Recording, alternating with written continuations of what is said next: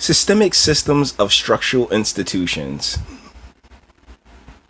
You're just making fun of that word salad that a lot of people like to use. Okay, so a lot of you guys came here from my Atheism is Unstoppable video. Then there's some of you guys that came here from the Malik McDowell video. So what do you think I'm going to do when Atheism is Unstoppable releases his inevitable Malik McDowell video? Here we are. So, but the deal is that we've covered it already. We've covered the incident thoroughly. But what he brings to the party is the gentleman, the character, more of the character of Mr. McDowell, and it starts from his drafting, because I think you can maybe be able to recall in the video that I said that I'm not looking into Mr. McDowell's background or anything else like that. I have, other things to work on, but that's where creators such as Mr. Tracy steps in and really holds it down. So without further ado, let's get into this. 37th, 35th pick in the 2017 NFL Draft, the Seattle Seahawks select Malik, McDowell, defensive tackle, Michigan State. What perfect player to get into Seattle and learn around some great defensive linemen like Michael Bennett. This is a good place for him. When you are recruiting for your NFL team, you gotta gamble. Okay, you have to pick a guy who might look good in the combine. He benches a lot. He's kind of tall. He's kind of ripped. Guy's strong. He's got a good highlight reel.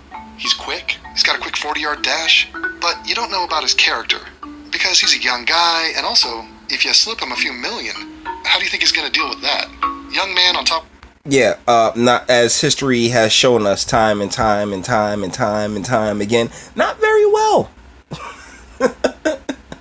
Not very well. See, one of the things that I guess irritates me the most is that instead of saying where McDowell was from as far as, location, state, city, they go with his college, which doesn't say anything about, his background at all. But as a lot of us have drawn from this incident, that he ain't from one of the better part. He ain't from, Chesterfield. The world coming into the NFL, becoming an instant multimillionaire, there's some potential for disaster. So it turns out there was a guy who played for Michigan State, a guy named Malik McDowell. Don't think he was Scottish, but he's probably owned by a Scotsman at some point. Anyway, he was a big boy. He played defensive line for the Spartans. We're talking 6'6", a little bit over that actually, and 300 pounds, 3 bills. But not only that, he had a fast 40. So they measure how quick you can run 40 yards. And this dude could move. Now, I don't have the footage of him running the 40, but just so you know, here's a lineman and what it looks like to do a sub 5-second 40. Watch. There's probably a lot going through that young man's mind right now. Kevin Givens. 8-7. Okay now. Whoa, that is a huge split. I mean, that's a lot of mass, just human flesh that you are propelling. And to get it from 0 to your full speed that fast is physically rare. And so that's what they're looking for, and that's why they drafted this guy. He got drafted by the Seattle Supersonics. No, he didn't. The Seahawks. And Rest in peace, Supersonics. Seriously, it gives Seattle another team. I remember them with Gary Payton back in the day. And they was a fun watch.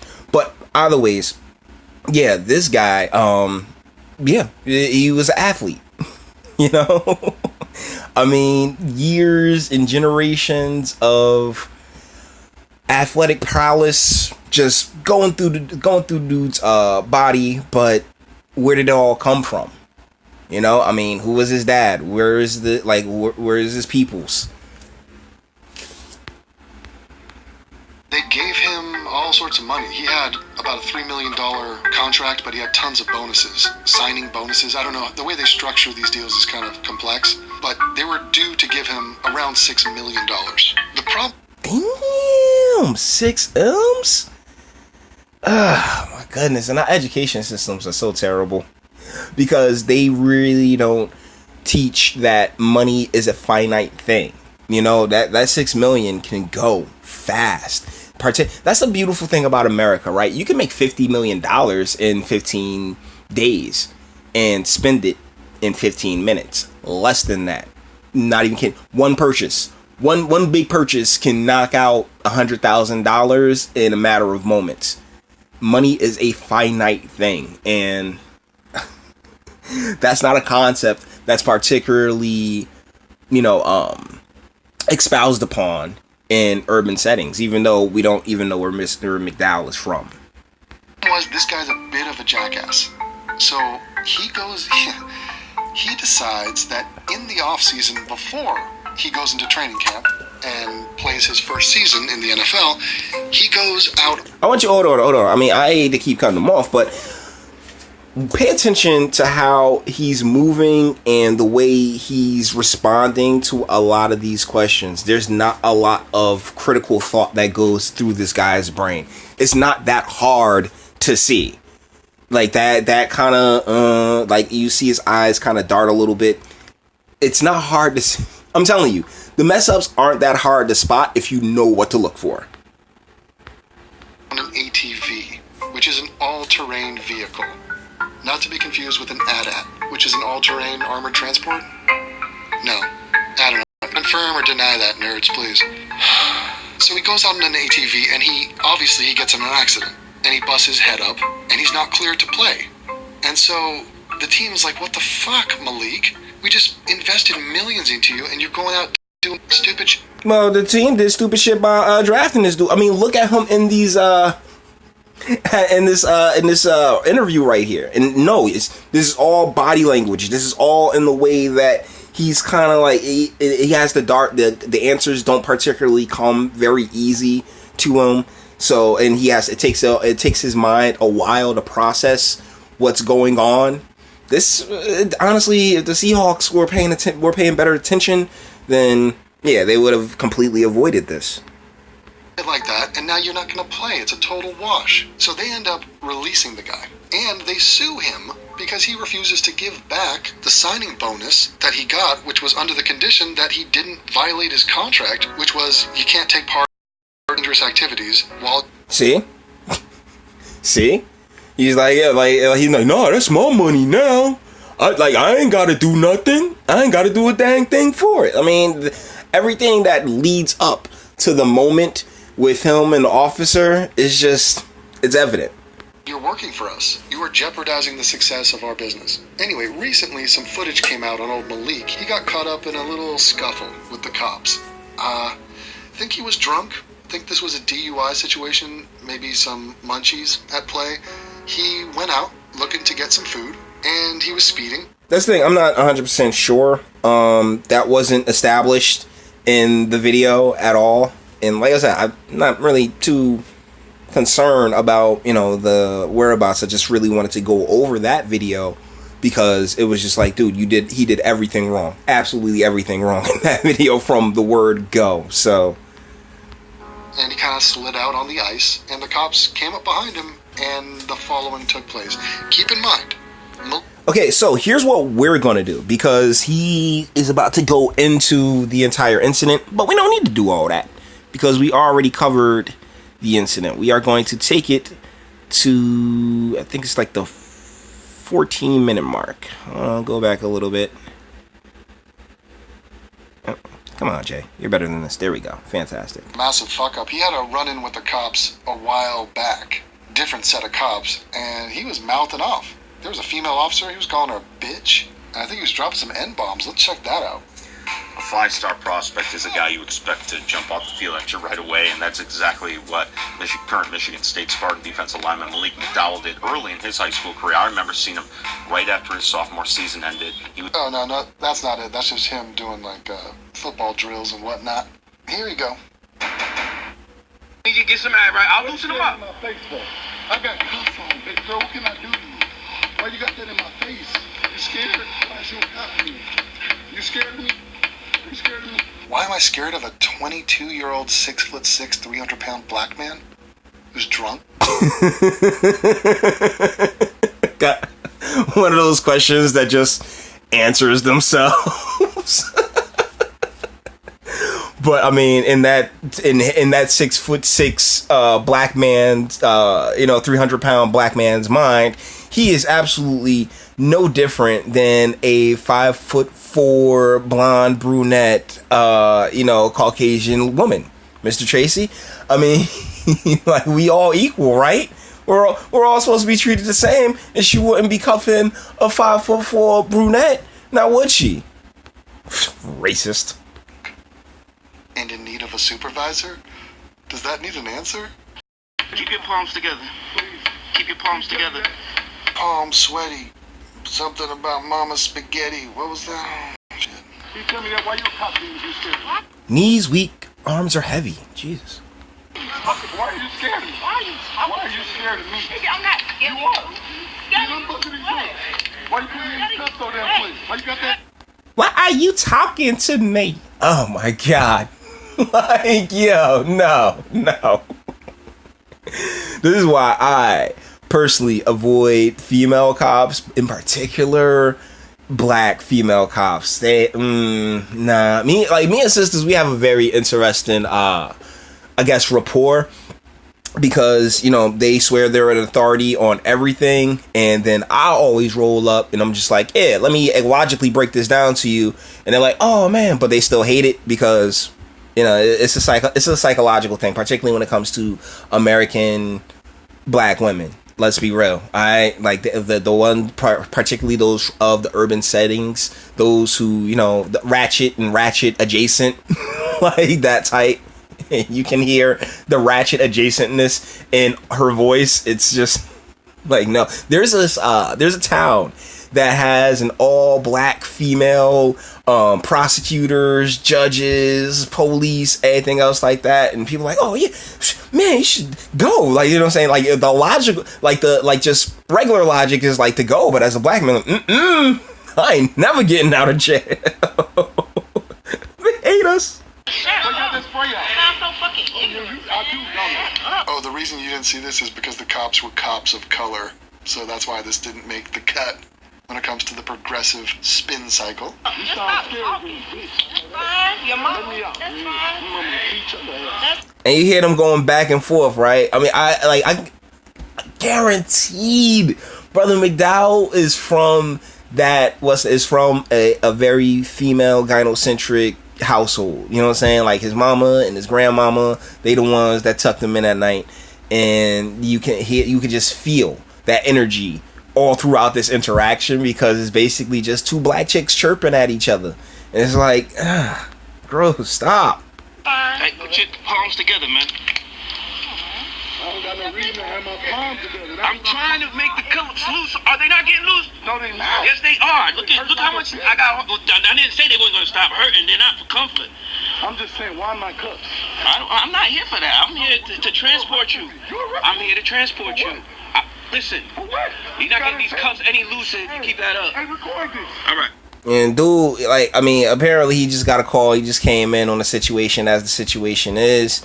He trying to talk to bruh, but he all in his emotional state right now. As you can see, he tends not to be there was no way that situation with the tiny white cop was going to work out, because he's saying he still just in his completely it doesn't process the same. It doesn't process properly. The thought patterns and everything else like that, because you'll look at them and be like, oh my goodness, you just made $6 million. You should be in the gym, not on an ATV. But that's the thing, the thought process, it's been miswired from the beginning.